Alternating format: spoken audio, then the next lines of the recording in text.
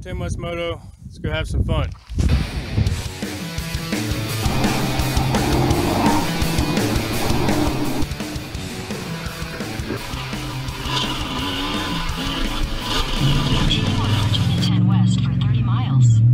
So we race the Virginia Championship Hare Scramble Series. What that means is we race all over Virginia. Unfortunately, sometimes you got to get up at 3 o'clock in the morning to go to a race. It's a small price to pay to be able to race in such an awesome organization like the VCHSS. You got to get there early for sign-ups.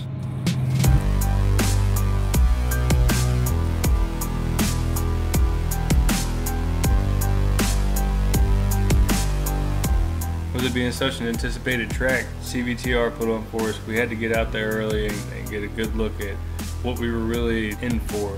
And I gotta tell you, racing tight single track compared to the enduro stuff that we were up against in the motocross section, it was extremely intimidating. And I literally walked the enduro cross section right here that you're seeing probably 10 times trying to figure my life out. What would be the best line to take if there was an accident, or basically the best line to take overall. The motocross section is equally intimidating, so I figured in the meantime, me and the old 97 would do a little bike voodoo, see if we can work some magic together, make it out of this race alive, and make sure we make it to the next one.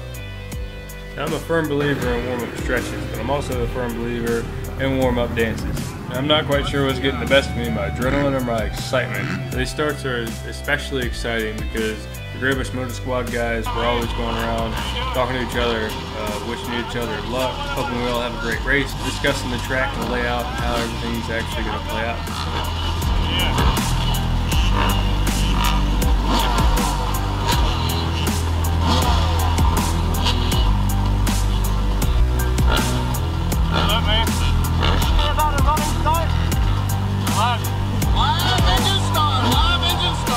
Something that's rare in the VCHSS that I absolutely love is a live engine start. What we're listening to is basically every class in front of us going every 10 seconds. They had 30-second intervals, and they did 10 seconds, 30-second intervals, and 10 seconds.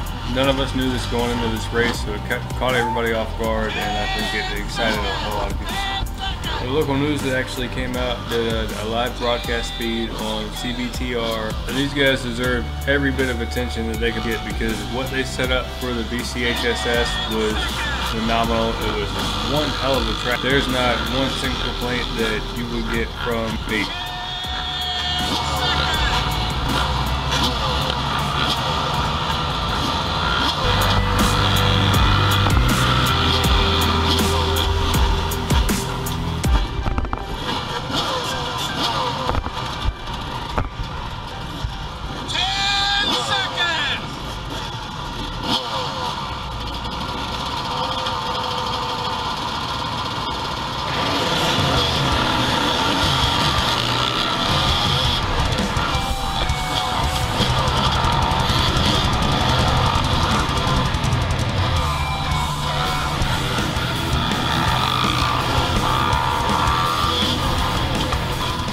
Weather warming up with the ground being dry and these open dirt sections creates a lot of dust, so you have to kind of learn how to incorporate that into your riding so you can understand how to work through the dust clouds and not become a victim.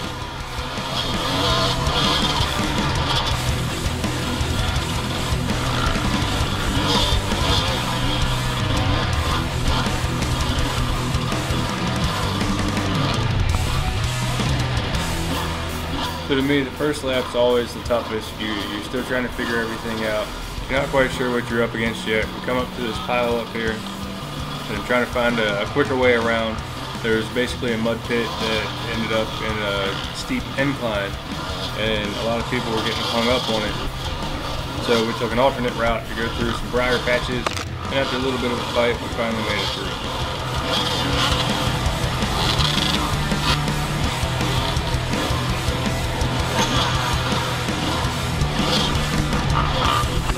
Something I don't think a lot of people really talk about is with the hare scramble races being such a tight track with so many people out there riding, sometimes you end up clipping people you come in contact, like I do right here with this guy I'm trying to pass, and it's just so tight, you don't have so many different options to choose from. It does happen. And most of the time, both riders were able to recover and move on with the rest of the race.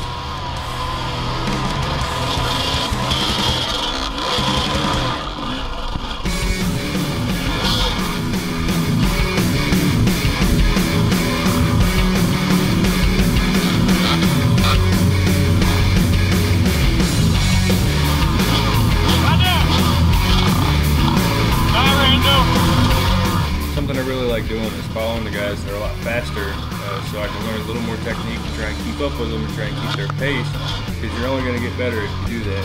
75J, I said goodbye to him when I got cut off. He actually went and won the race. He came in first place in our class. Did an awesome job. His lap times were great. Congratulations, man. Come on, man.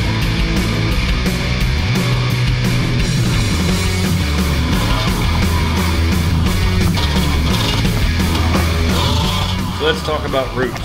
No matter what plan you have, no matter what path you want to take, that route has a different plan for you. It's going to put you wherever it wants to put you. Whether you want to go left, it's going to push you right. You want to go right, it's going to push you left. Sometimes these things happen and you end up in this unfortunate situation where you're kind of facing backwards on the track and into oncoming traffic.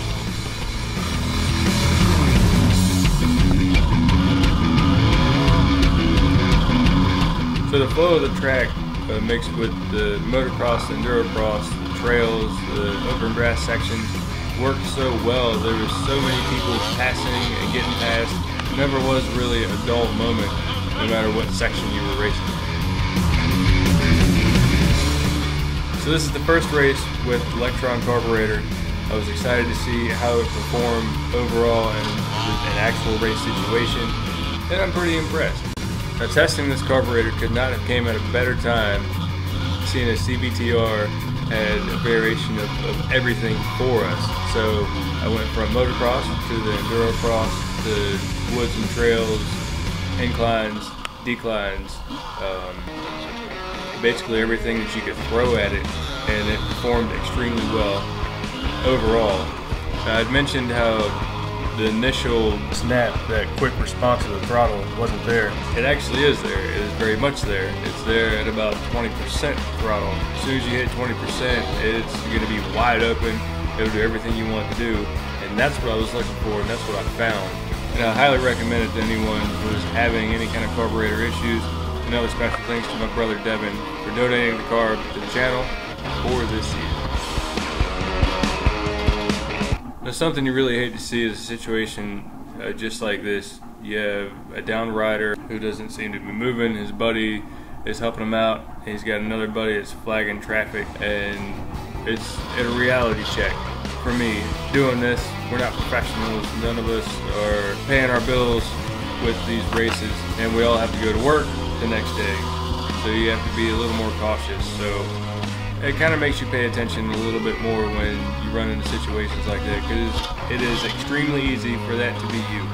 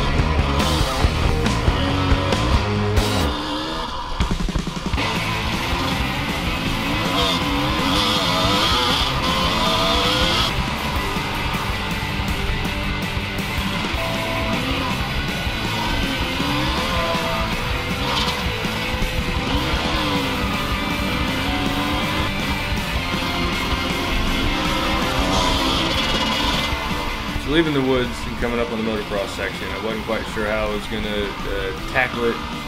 Walking it is completely different than actually riding it, and your confidence can be all there while you're walking it, but when you're on the bike, it changes everything.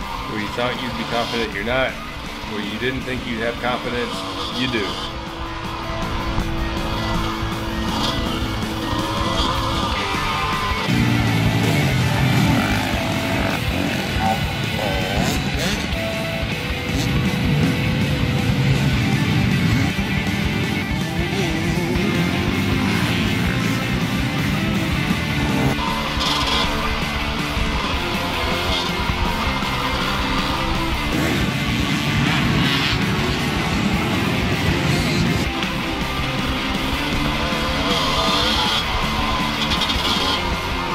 going through this endurocross section, I learned a lot more about my bike capabilities, my capabilities, and overall, I feel like everyone came out of it a better rider with better knowledge and better abilities. As nervous as I was going into this race, I would really love to see a lot more of this incorporated in the future, possibly with the VCHSS, strictly because it's so technical and difficult, and whether you want to or not, it will make you a better rider.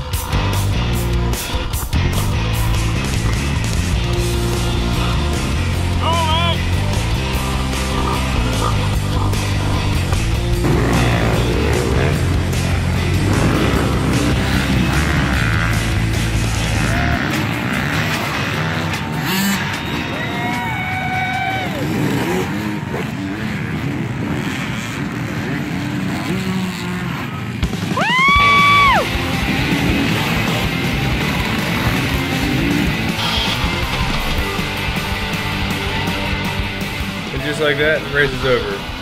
Between my first and second lap, I had a 4-second difference. Between my second and third lap, given the little wreck and a couple complications, I had a 1-minute 6-second difference, which I think is a win overall. I came in 16th out of 26 and overall in points. I'm hanging out in the top 10, which I'm 9th out of 31 overall for this race season so far. A huge thank you to CVTR and the VCHSS for making this race possible. It was awesome. I definitely hope we bring it back next season. Thanks for watching. Stay tuned for next week.